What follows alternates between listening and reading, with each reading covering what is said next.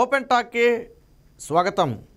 రాష్ట్ర రాజకీయాల్లో రోజా ఆ పేరు తెలియని వారు ఉండరు. మొదటగా తెలుగుదేశం పార్టీలో తన రాజకీయ జీవితాన్ని ప్రారంభించి ప్రస్తుతం వైసీపీ పార్టీలో కొనసాగుతుంది. అయితే రోజా తాను రాజకీయాల్లో ఉండటం కంటే కూడా తన నోటి దురుసు ద్వారా ఎక్కువగా ప్రజల్లో ఎప్పుడు నోరు నాంతూ ఉంటుంది. తాజాగా రోజాకి మరి వచ్చే ఎన్నికల్లో టికెట్ ఉందా అంటే అనుమానం. ఒక రకంగా చెప్పాలంటే ప్రత్యక్ష రాజకీయాల్లో దాదాపు రోజా చాప్టర్ క్లోజ్ అనే చెప్పాలా. ఎందుకంటే పరోక్షంగా జగన్మోహన్ రెడ్డి ఏదైనా గెలిచిన తర్వాత పదవులు ఇచ్చి ఆదుకుంటే అది వేరే విషయం. బట్ ప్రత్యక్షంగా తాను పోటీ చేసే పరిస్థితి ఉందా అంటే ఇప్పుడు లేదనే చెప్పాలి. వాస్తవానికి రోజాకి ఒక ముద్ర ఉంది, ఐరన్ లెగ్ అనే ఒక ముద్ర ఉంది. దాంతోపాటు ఐరన్ టంగ్ అని ఇంకొక ముద్ర కూడా ఉంది. రోజా నోటితో ఏదైతే అంటదో అది ఖచ్చితంగా జరగదు, వేరొకటి జరుగుతుందని చెప్పి, రివర్స్లో జరుగుతుందని చెప్పి ఒక అపవాదం అయితే ఉంది. తాజాగా ఇటీవల కూడా రోజా అనేక కామెంట్స్ వరల్డ్ కప్ విషయంలో కానివ్వండి, తర్వాత ఇతర విషయాల్లో కానివ్వండి, పక్కన తెలంగాణలో కేసీఆర్ విషయంలో కానివ్వండి, ఇలాగ అనేక సందర్భాల్లో మాట్లాడి నోటి దురుసును ప్రదర్శించింది. అవన్నీ రివర్స్ అవడంతో ఈ ట్రోల్స్ అనేవి మరింత ఎక్కువయ్యాయి. అయితే తాజాగా నగరీ నియోజకవర్గంలో రోజాకు ప్రజల్లో ఉన్న వ్యతిరేకతను కాసేపు పక్కన పెడితే సొంత పార్టీ నేతల నుంచే తీవ్ర స్థాయిలో అసమ్మతి ఎదురవుతుంది. ఒక రకంగా చెప్పాలంటే రోజా 2019లో గెలిచిన తర్వాత స్థానిక నేతల్ని, పార్టీ కార్యకర్తల్ని పట్టించుకోలేదు. ముఖ్యంగా మంత్రి అయిన తర్వాత అసలే పట్టించుకోలేదు అనేది ఇక్కడ ప్రధాన వాదన. అందుకనే దాదాపుగా నగరీలోని 5 మండలాలకు చెందిన వైసీపీ నేతలంతా కూడా రోజాను వ్యతిరేకిస్తూ ఏకంగా ఒక తీర్మానం చేసే పరిస్థితి.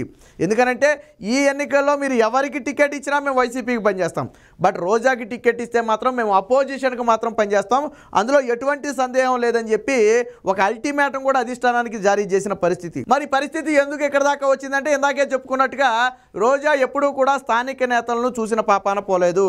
పైగా నగరీ నియోజకవర్గ అభివృద్ధికి సంబంధించి ఎటువంటి చర్యలు తీసుకోలేదు. ఎక్కడ వేసిన గొంగలు అక్కడ అన్నట్టు ఆవిడ రాకముందు ఎలా ఉందో వచ్చిన తర్వాత కూడా అలా ఉంది తప్ప ఆవిడ మంత్రి అయినందుకు కూడా కనీసం నగరీ నియోజకవర్గానికి ఏమీ చేయలేదనేది ఇప్పుడు ప్రధానంగా ఉన్నటువంటి ఒక అపవాదం. సో ఈ నేపథ్యంలోనే రోజాకి టికెట్ ఇస్తే మేము పనిచేయమని చెప్తున్నారు. సాధారణంగా రోజా భర్త సెల్వమని పెద్దగా రాజకీయాల్లో ఎప్పుడు కనపడ్డు, అలాగే ఎప్పుడు కూడా పెద్దగా స్పందించినట్టు కూడా మనం ఎప్పుడు చూడాల. కానీ ఇటీవల తరచుగా ఆయన కూడా మీడియా ముందుకు వచ్చే ప్రయత్నం చేస్తున్నాడు. గతంలో రోజాని ఏదో విమర్శించారని చెప్పి ఒక సందర్భంలో బయటకు వచ్చి మాట్లాడాడు. తాజాగా ఇప్పుడు 5 మండలాల నేతలు ఎవరైతే రోజాను వ్యతిరేకిస్తున్నారో వారిని తీవ్ర స్థాయిలో విమర్శిస్తూ మరొకసారి మాట్లాడటం అనేది ఇప్పుడు చర్చనీయాంశంగా మారింది. అది కూడా తమిళంలో ఆ పార్టీ నేతలు ఎవరైతే వ్యతిరేకించేవారు ఉన్నారో వారిని ఒకంత పరుష పదజాలంతోనే విమర్శించడం జరిగింది. వీళ్ళంతా ఒకప్పుడు మా మీద పడి తిన్నారు, మా దయాదాక్షిణ్యాల మీద బతికిన వాళ్ళు ఈరోజు మమ్మల్ని వ్యతిరేకిస్తున్నారు, ఈ టైపు కొన్ని ఘాటైన విమర్శలు చేశారు. సో ఈ విమర్శలు అనేవి ఆజ్ఞం పోసినట్టుగా ఆ 5 మండలాల నేతలు మరింత రెచ్చగొట్టాయి. ఎప్పటివరకు ఏదైనా కూర్చుని మాట్లాడితే జగన్మోహన్ రెడ్డి దగ్గర పంచాయతీ పెడితే ఏమైనా సెట్ అయ్యేదేమో, ఇప్పుడు ఆ ఉన్నది కూడా చెడిపోయింది. ఎప్పుడైతే రోజా భర్త రంగంలో దిగి వాళ్ళ మీద విమర్శలు చేశాడో వారు మరింత అగ్గిలం మీద గుగ్గిలంలాగా ఎగిరిపడ్డారు. అసలు రోజాకి టికెట్ ఎలా ఇస్తారో, ఇస్తే ఎలా గెలుస్తుందో మేము కూడా చూస్తాం అని ఒక రకంగా అల్టిమేటం జారీ చేశారు. రోజా తప్ప ఎవరికి ఇచ్చినా పని చేస్తారు, కానీ రోజాకి ఇస్తే మాత్రం పనిచేయరు. ఇలాంటి సిచ్యువేషన్ ఇంకొక మంత్రికి కూడా ఉంది. ఎవరంటే అంబటి రాంబాబుకి టికెట్ ఇస్తే మేము పనిచేయం, ఎవరికి టికెట్ ఇచ్చినా మేము పనిచేస్తామని చెప్పి ఇప్పుడు సత్తెనపల్లిలో కూడా సొంత పార్టీ నేతలు చెప్పే పరిస్థితి. సో ఎంత వ్యతిరేకత ఎందుకు మూత కట్టుకుంది అంటే నోరు మంచిది కాదు కాబట్టి. రోజాకి నోటి దురుసు ఎక్కువ. నేను మొదట్లోనే చెప్పా, ఆవిడ ఒక మంత్రిగానో లేకపోతే యాక్టర్గానో లేదా ఒక ఎమ్మెల్యేగానో ప్రజలకు తెలిసిన దానికంటే కూడా నోటి దురుసుతోనే ఆవిడ ఎక్కువ తెలుసు.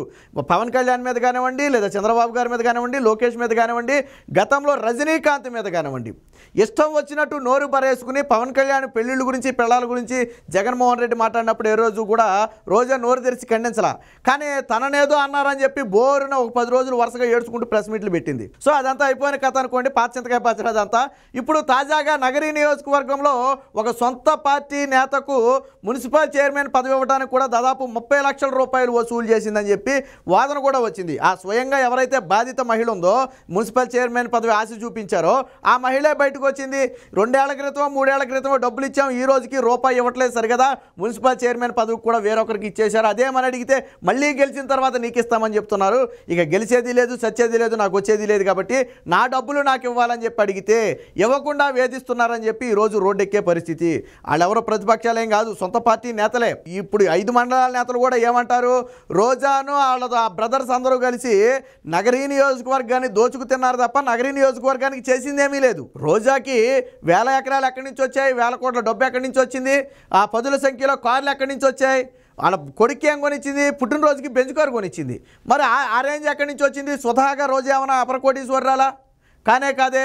సాధారణ యాక్టర్ అయినప్పటికీ కూడా సాధారణ జీవితం. ఇలా వేల ఎకరాలు సంపాదించి వేల బెంచ్ కార్లు, ఏడాదికి ఏడాది బెంచ్ కార్లు కొనుక్కునే స్తోమత అయితే కాదు. మరి ఎక్కడి నుంచి వచ్చింది అంటే నగరీ నియోజకవర్గంలో అవినీతి చేయబట్టి వచ్చింది అనేది ఆ నేతలు చెబుతున్న మాట. అలాగే ఏపీఐఐసి చైర్మన్గా కూడా వ్యవహరించింది. అప్పట్లో కూడా కొన్ని అవకతవకలు జరిగాయి, దీని మీద కూడా విచారణ చేయాలి, ఇది మొత్తం మేము అధిష్టానం దృష్టికి తీసుకెళ్తాం, జగన్మోహన్ రెడ్డి దృష్టికి తీసుకెళ్తామని చెప్పి సొంత పార్టీ నేతలే చెబుతున్నారు. అంటే రోజా అవినీతి కోపంలో కూరుకుపోయింది. ఇలాంటి వ్యక్తులకు నగరీ టికెట్ ఇస్తే నగరీ అభివృద్ధి సంఘ దేవుడెరికి కానీ ఉన్నది కూడా పోతుంది. కాబట్టి రోజాకి టికెట్ ఇస్తే మేము పనిచేసేది లేదు. రెండోది, కార్యకర్తలను కలుసుకోకుండా స్థానిక నేతలను పట్టించుకోకుండా ముందుకు వెళ్ళే నేతలకు మేమెందుకు పనిచేయాలా? అంటే మేము పనిచేస్తే పదవులు వస్తే మీరు అనుభవిస్తారా? 2019లో రోజాని అందరం భుజానేసుకుని కింది స్థాయి కార్యకర్త నుంచి పై స్థాయి నేత వరకు అందరూ భుజానేసుకుని మోస్తే ఆ రోజు గెలిచిన తర్వాత మా భుజాల మీదకి ఎక్కి తొక్కుతుంది. మళ్ళీ ఇప్పుడు ఎన్నికలు వచ్చాయి కాబట్టి మళ్ళీ భుజాన్ని వేసుకుని మోస్తే మళ్ళీ గెలిస్తే మళ్ళీ వచ్చేసారి తొక్కుద్ది. కాబట్టి ఆ కర్మ మాకెందుకు, రోజాకి టికెట్ ఇస్తే సచేమిరా మేము పనిచేయమని చెప్పి చెబుతున్నారు. అయితే రోజా భర్త కూడా వాస్తవానికి పెద్దగా రాజకీయాల్లో కనపడిన వ్యక్తి కూడా నిన్న మాట్లాడాడు. ఒకసారి చూద్దాం తమిళంలో. పెద్దగా అర్థం కాకపోవచ్చు, బట్ చూడండి. வேலை செய்யக்கூடாதுன்னு சொல்லி மடமரப்பு ஃபுல்லா வந்து மேடத்து கூட சண்டை. வேலை செய்யக்கூடாது, அவன் வந்து ஊருக்குள்ள வந்து உதைப்பன்னு சொல்லி ஒரு சண்டை. மேடம் வந்து ஆப்ரேஷன் பண்ணி ரொம்ப சீரியஸா இதுல இருந்து அவர் ஹாஸ்பிட்டல் இருக்காங்க. அப்ப எல்லாருக்கும் வாய்ஸ் மெసేజ్ అనిపించారు. సో ఈయన చెప్పేది ఏంటంటే అనేక సందర్భాల్లో అనేక మందిని మేము ఆదుకున్నాం, వాళ్ళంతా ఒకప్పుడు మా మీద ఆధారపడి బ్రతికిన వాళ్ళే, ఈరోజు మమ్మల్నే వ్యతిరేకిస్తున్నారు. ఇలాంటి వాళ్ళు నమ్మక ద్రోహులు, వెన్నుపోటు పొడిచేవాళ్ళు, ముందు వీళ్ళని పార్టీ నుంచి దూరం పెట్టాలా, ఈ టైపులో కొన్ని విమర్శలు అయితే చేయడం జరిగింది. ఇప్పుడు ఈ విమర్శలే కొంచెం తీవ్ర వివాదానికి దారిమయ్యాయి. అదే రోజా మాట్లాడుంటే ఎలా ఉండేదో మనకు తెలియదు, కానీ అసలు రోజా భర్తకు మాట్లాడాల్సిన అవసరం ఏంటి, రాజకీయాల్లో ఆయన వేలు పెట్టాల్సిన అవసరం ఏంటి? టికెట్ ఇష్యూ అనేది రోజాకి సంబంధించింది, అలాగే వైసీపీ నేతలకు సంబంధించిన ఇష్యూ.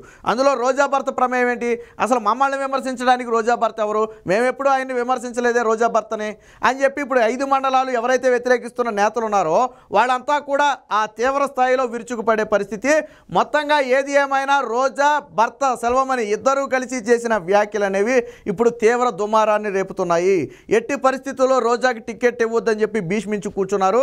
ఆల్రెడీ సర్వేలు కూడా రోజాకు వ్యతిరేకంగానే ఉన్న నేపథ్యంలో జగన్మోహన్ రెడ్డి కూడా ఇన్ని లిస్టులు విడుదల చేసినా ఇప్పటివరకు కూడా ఒకటి కూడా విడుదల చేయలేదు. మొత్తంగా ప్రత్యక్ష రాజకీయాల్లో దాదాపుగా రోజా చాప్టర్ ఈసారి టికెట్ ఇవ్వకపోతే దాదాపుగా క్లోజ్ అని చెప్పొచ్చు. పరోక్షంగా రాజకీయాల్లో ఉంటుందో ఉండదో మనకైతే తెలియదు, కానీ వేరొక పార్టీకి వెళ్ళే అవకాశమే లేదు. ఎందుకంటే రోజా లాంటి నేతలను వేరొకరు చేర్చుకునే అవకాశమే ఉండదు. చాలామంది నేతలు వైసీపీ నుంచి వస్తుంటారు, పోతుంటారు, ఇతర పార్టీలు ఆహ్వానిస్తుంటాయి. బట్ రోజా లాంటి నేతలను, అంబటి రాంబాబు లాంటి నేతలను వేరొక పార్టీలోకి ససేమిరా తీసుకునే పరిస్థితి ఉండదు. ఉంటే వైసీపీ పార్టీలో ఉండాలా, లేదా రాజకీయాలకు దూరంగా ఇంట్లో కూర్చోవాలి తప్ప వేరొక ప్రజాశాంతి పార్టీలోకి కూడా వెళ్ళలేరు వీళ్ళు. ఆయన కూడా తీసుకోడు, ప్రజాశాంతి కేఏ పాల్ కూడా తీసుకోడు. అలాంటి పరిస్థితుల్లోనే మొత్తంగా రోజాకైతే స్థానికంగా ఎదురవుతున్నటువంటి నిరసన సెగ నేపథ్యంలో దాదాపుగా ఈసారి ఎన్నికల్లో రోజాకి టికెట్ లేనట్టుగానే అర్థమవుతుంది.